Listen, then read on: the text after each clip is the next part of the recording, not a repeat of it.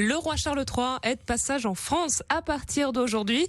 Et chez nous, dans les Alpes-Maritimes, les têtes couronnées britanniques, on les connaît bien. Et c'est pas Tom Aubry qui va nous dire l'inverse. Salut Tom. Salut, bonjour à tous. Alors, c'est vrai qu'il y a plus d'un siècle, c'est la reine Victoria, en fait, qui passait souvent sur la Côte d'Azur, notamment à Nice. Mais pourquoi elle venait souvent chez nous ? Alors, je sais pas si tout le monde se rend compte de qui on parle là. Ouais. Victoria était reine d'Angleterre de 1837 à 1901. Son règne, c'est l'apogée de l'Angleterre. C'est une période où les Britanniques pouvaient vraiment dicter leurs lois au monde. Dites-vous quand même qu'elle a régné sur 350 millions de sujets, soit un quart de la population mondiale. Ah, carrément. Donc là, c'est plutôt important. Mais alors, pourquoi la personne la plus puissante du 19e siècle venait à Nice ? Eh bien, pour le comprendre, il faut qu'on remonte dans le temps. Eh ben voilà. Allons-y.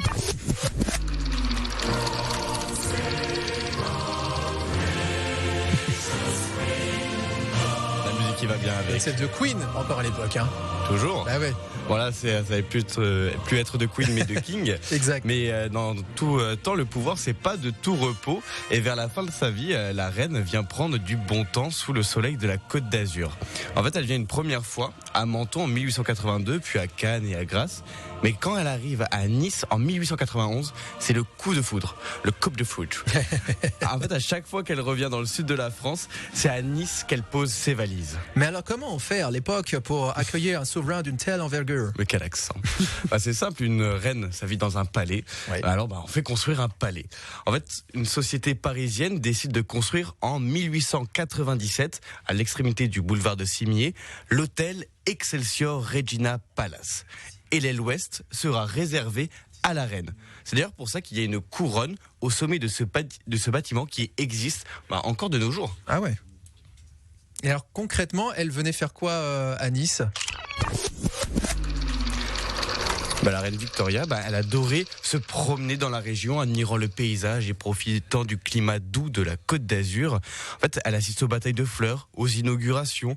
Elle rend visite aux autres souverains, eux aussi en vacances dans la région. Et les plus grands artistes du monde venaient la divertir.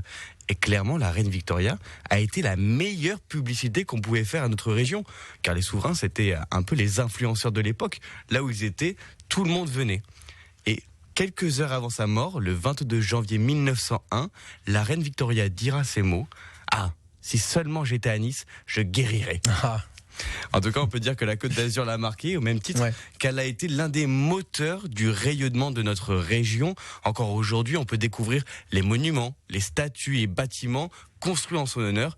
Et maintenant, vous savez pourquoi la reine Victoria venait à Nice. Et pourquoi on aime les têtes couronnées finalement sur la Côte d'Azur. Merci Tom Aubry. Avec plaisir. On retrouve ces détails sur francebleu.fr et puis également sur Historique Instagram. À demain. À demain.